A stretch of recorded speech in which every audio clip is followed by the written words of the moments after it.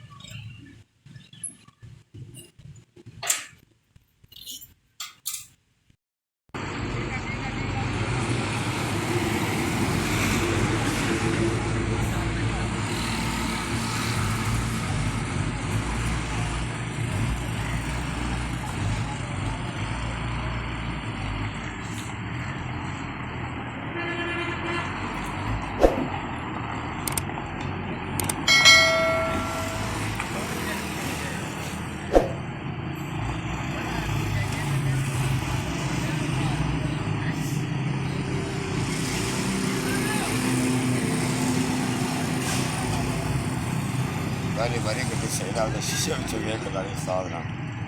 ते लागे जैसे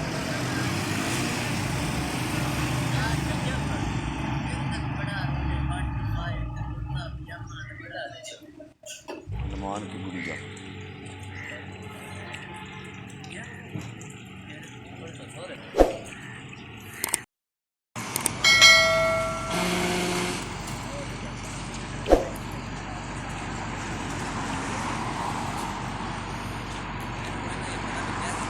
प्रेशर नहीं पूरा बने प्रेशर गड्डी है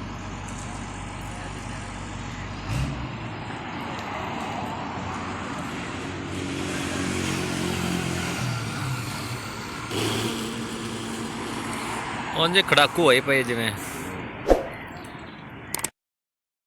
ਗੱਡੀਆਂ ਫਰਕ ਹੁੰਦਾ ਨਾ ਆਸ ਤਾਂ ਜੀ ਸਾਥ ਹੈ ਆਵੇ ਉਹਨਾਂ ਦੇ ਕਿਤੇ ਜਲਵਾਣਾ ਹੁੰਦੀ लाग लूँगा